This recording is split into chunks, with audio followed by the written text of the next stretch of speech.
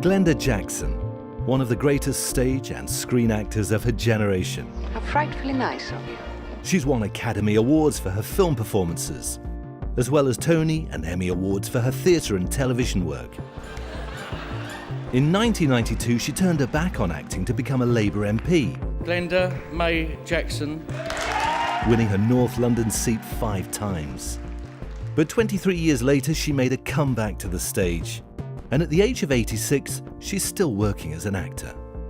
In this episode of This Cultural Life, the Radio 4 podcast, she reveals her formative influences and experiences, and how her remarkable work ethic was instilled at an early age.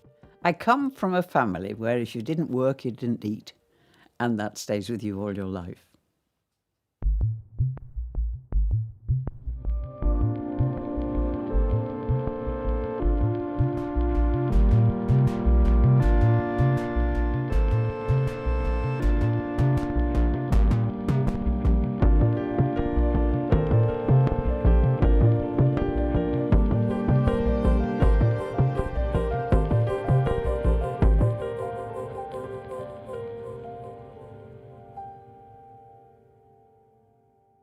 Welcome back to the BBC Drama Studio. You've worked here a lot, I presume, haven't you? Well, certainly when I came back to acting, my first job was a series of plays based on Zola's novels. And I've got a feeling we recorded quite a few in this room. It looked somewhat different to what I remember doing. You were born in Birkenhead in was. 1936. What did your parents do? I'm not really clear what my mother did other than become a mother of 4 girls, actually. My father came from a fisherman family because he was raised on Hoylake, which is actually on the sea. When, of course, then the war came along and he was in the Navy. And then after the war, I think he was a builder, bricklayer. And what's your earliest memory of performing for a group of people? It was after I'd left school and had been working in Boots for a couple of years that a friend of mine who was with an amateur dramatic society asked me to join the amateur dramatic society, and I did. And that's when I first acted, I think. But in your earlier years, when you were growing up, what sort of cultural upbringing was there at home? Did you have television? Were there books at home? No, we didn't have telly. We had a radio. There were 3 local cinemas where... For some films, of course, you had to have an adult taking you in, so you'd stand by the queue and look helplessly at a couple and say, please, will you take me in? And 9 times out of 10 they did. But you were expected, in my day as a child, to entertain yourself. So you started acting with a local Amdram company. Yeah. And this is when you were working at Boots, Yeah, you say? I'd been working at Boots, I think, about 2 years, perhaps a bit less, yeah. So that's when the ambition started, or the interest in performing started? Oh, I think it was the interest, and it was undoubtedly a kind of, I was about to say a kick up the backside, but that's not the right way to look at it. But someone who was interested in what I did on the stage and actually said to me, you should do this professionally, write to a drama school and get some training. It was so extraordinary. I sort of did it, and my existing life was incredibly boring for me. So that's how I got started. If your father's a bricklayer and your Yeah. mum's bringing up a family, and then Yeah. you say, I want to go to drama school, Yeah. what was their reaction? Were they supportive? In one way, they were supportive. I think my father was rather more supportive than my mother was. My mother was convinced that if I left home, that she would never see me again, that I would either be kidnapped or murdered or something terrible would happen to me. So that was something that, I had to deal with and she had to get over. But, once it had all started, they were bemused more than anything else, I think. But you say you got a scholarship. I did, yes. They wrote to me, having done the auditions, rather wrote to me and said if they'd had a scholarship, they would have given it to me. But as they didn't, they were sorry they couldn't. And I related this to the management of Boots Cash Chemists that I was working with. And the manager wrote to my local council, Cheshire County Council, and said, I had the opportunity for this scholarship, would they pay? And they did. In that respect, did the Glenda who arrived from Birkenhead speak in a very different way? Oh, yeah. I can hear it now. I'm speaking it now. And it's a kind of It's not truly a Baconian accent. I think it has traces of it. It certainly has traces of Cheshire. Yeah, yeah. And after RADA, you were in a series of rep companies, and then I think you joined the RSC in 1963.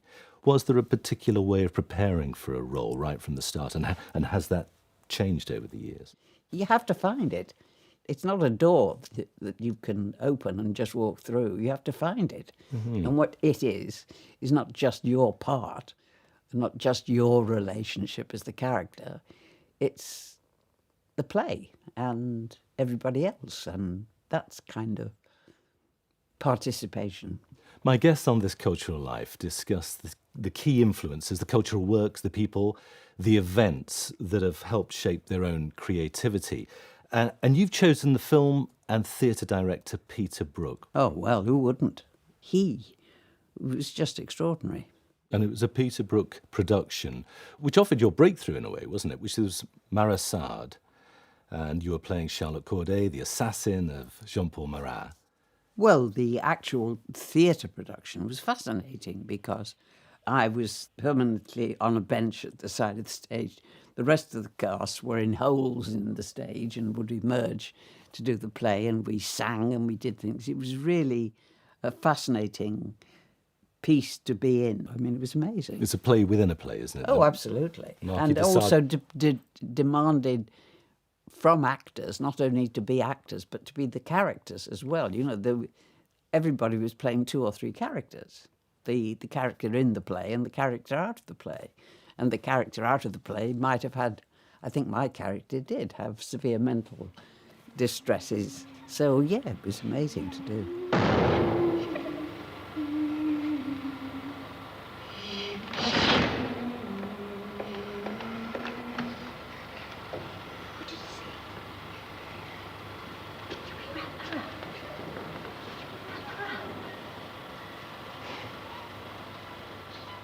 Describe what we're doing now. Well, it was something that I'd read, actually, of a woman who had killed a baby, her own. And you said she then became, the child was there. So she was holding it. Yes. How did Peter Brook direct you? He would say no. He would stop you going down a road that was being non-productive, and he was usually absolutely right about that. And very often he would create the kind of environment which was unheard of in the theatre, actually, to come up with this stuff that worked for not just the actors, but for the play. The play was always central and essential. But that was a real eye-opener as to what theatre could be and what actually creative theatre could be. There is something to be found that is more, 9 times out of 10, than the words on the page. And that theatre is more than just those words and those people moving around on the stage. The Marasade production was adapted by Peter Brook for cinema, and you took on the same role, or roles, in the cinema as well, in the film version. What kind of town is this? Buttocks lying in the street. What? Are all these faces soon? These faces will close around me. These eyes and mouths will call to me to join them! Were you always wanting to balance those careers, to work on stage and screen? No, I mean, because I was always amazed that I got a job at all. So to move from one kind of venue to another one, I mean, that was part of working with Peter. The film camera is absolutely obsessed with you. And that was something that, the first time you experience it, is just extraordinary. Peter Brook died recently. I know, yeah. Did you realise that he was doing something groundbreaking when you were working with him? Oh, yes, of course. Yeah, we all did, yeah. No one had ever done anything like that before. He was just a genius. It's as simple as that. Your next choice for This Cultural Life is another director, the filmmaker Ken Russell, with whom you worked several times. I did. Firstly, in 1969, on Women in Love, for which you won an Oscar. Oh, you are so beautiful. And I must go. No. Let me go alone. How would you characterise Ken Russell's style of directing? I don't know that I've got the words. I don't think anyone has got the words. He could be absolutely ghastly. He could be rude, not to the actors, I give him credit here. And, you know, he could scream his head off and be furious, and then 30 seconds later he'd be completely stuck on a rock somewhere, and anybody who had an idea he would listen to, and listen to openly and properly. And not infrequently, those ideas would trigger something in him, and he would do it. But he was a marvellous, marvellous director to work with, because he had images, visions, ideas, because it was always with him much more something that was seen than was said. It was the image, it was the vision, it was the idea. Yes, there are images which live long in the imagination when you think Absolutely. of Ken Russell Absolutely. films. Yeah. You made Women in Love in 1969. I mean, that was a film which, I mean, I remember there's a scene when you were confronted, your character, Gudrun, confronted by a herd of cattle. Yeah, I had to dance through this herd of cattle. with horns. Oh, yeah, and those horns that turn upwards. I was petrified, and the man whose herd it was said, "Oh, don't worry, they won't attack you." And I thought, oh, really? Aren't they charming, Ursula? Charming. Won't they do anything to us? Oh, I'm sure they won't. I'm frightened. Keep singing.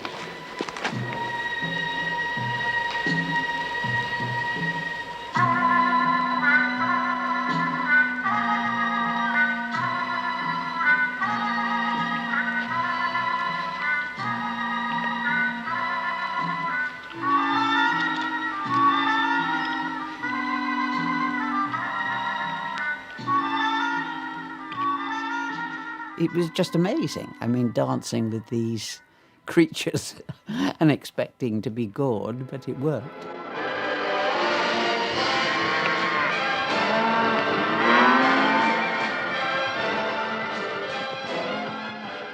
After Women in Love, you made The Music Lovers, The Rainbow, several films with Ken Russell. Did he become your go-to director at that time? Not so much. I mean, I know when I turned him down, he was furious and didn't speak to me for a long time. At the peak of his directing talents, really made fundamental changes to British cinema.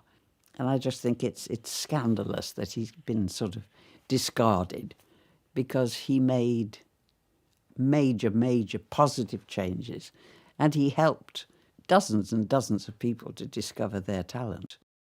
He could be quite ruthless. I mean, when we were doing The Music Lovers, I remember there was this scene. We'll Tchaikovsky and I had just married, the characters we play, and we're in this cabin on the train going to somewhere, and they're shaking the carriage around like that.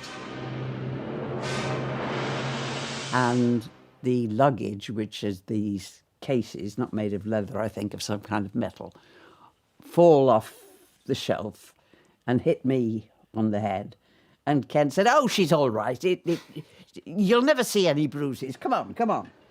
So we do exactly the same thing again, and this time it's the champagne bottles and glasses on the table by the side of the bunk, which fall onto me. "Come on, she's not cut. She's fine. Come on." And you think, yeah, this is what being a director is all about. I just wondered what would have happened if anything had been more serious. You won the first of 2 Oscars in 1969 for Women in Love. Was that a game changer for you? Did that change your life or the way that you were seen as an actor? No, because I've got a feeling I was working on something, so I didn't have time to do all those. I did 1 or 2 interviews and things, but nothing big. You didn't even go to the ceremony? No. In fact, I don't think you went to the ceremony when you won the second time in 74. No, I didn't. No. Was that a decision just to stay away because you didn't want to? I was working, so I couldn't. That's to keep it warm. I'll do that. Oh, it's got my name on it. Yes. Thank you very much indeed. Thank you. What did it mean to win an Academy Award, though? Well, at the time, it's like somebody giving you a great big present. And, you know, you don't know where to put it, really. But over time, it's, you know, they become... Oh, I'm going to sound so iffy here. You can't use them to be better at what you're trying to do. Do you know what I mean? They're not...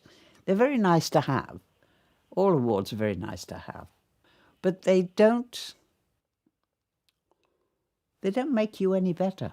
They don't make you better as an actor, but a lot of actors would say that you can use them as leverage because the next time you get a movie, your fee goes up, you can get a better role, your status is enhanced. You didn't feel that at all? That, no.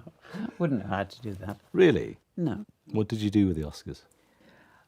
I gave them to my mother. I gave most of my awards to my mother. It was in those days. Yes, she was still alive. And I've got one which is upstairs in my son and daughter-in-law's flat. And one of my nephews asked if he could have one of them to take to a school thing. And I said, yeah, fine.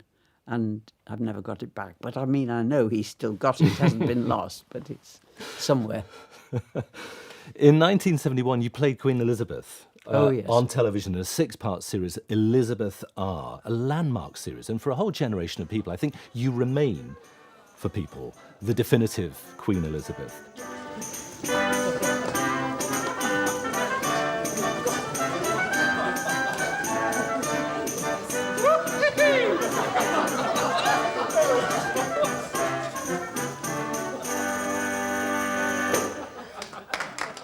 What made that production such a success, do you think? Well, I think the length of it, the automatic fascination in this country about the Tudors, but particularly her, I think, and the quality of the scripts and the quality of all the actors. I mean, to have that group of actors be together for that length of time, I think in those days you didn't get 6 episodes with the same cast. I mean, so it was amazing. It was an ensemble piece, but Absolutely. you were the title character. You carried the thing. You shaved your head for the production, in fact, didn't you? Well, not the whole of my head, but quite a bit at the front. But no, it's like something I said before. I mean, you share discoveries with the people you work with. You know, they'll do something and you'll suddenly think, oh my God, that's great. I'll go down that road. Do you know what I mean? And they would do the same. So having that unity of purpose, in a way, was great, yeah. Can you remember how you approached the role? Well, obviously I'd got the scripts and I was inundated with a mass of books about Elizabeth R. Actually, one which I'll always remember, it's a book by one of her ladies in waiting, and she details how Elizabeth would not go to bed herself, was reluctant even to sit down, and of course none of her ladies in waiting could sit down as she was standing, but how eventually on this particular occasion she was sitting down and she fell asleep in the chair, and she fell asleep sucking her thumb. Do the people love me? Yes, Your Majesty. They have been good company.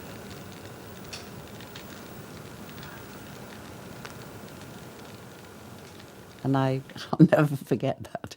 I just find it so remarkable that that woman, after all she'd been through, towards the end of her life, was a child again. But that's a wonderful insight for an actor, isn't it? It's the mean, vulnerability of the character. Absolutely. I wasn't going to let that one go. And you won, get more awards, an Emmy, I think, and a BAFTA for Elizabeth, and it was must-watch television.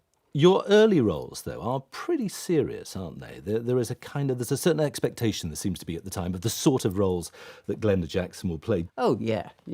I mean, there is that, of course. But I was very fortunate in that I didn't get stuck in that kind of stereotypical thing. Yeah. What role did Morecambe and Wise play in That's an unanswerable question. I think you're on Morecambe and Wise several times, but first time yes. in the early 70s. Yeah. The best piece of advice I've been given in all these years came from Eric. And he said to me, faster and louder. And that was it.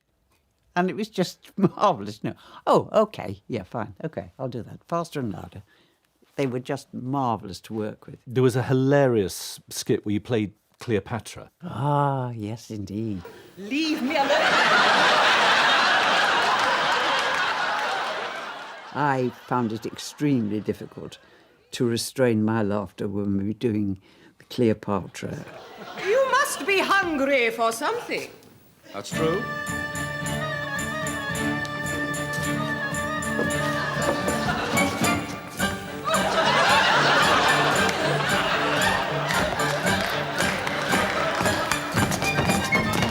Be honest, come on! On one occasion, he actually said to me, don't laugh, you know, even though he and Ernie would laugh, but they controlled their laughter during a scene. I mean, they were just so marvellous to work with.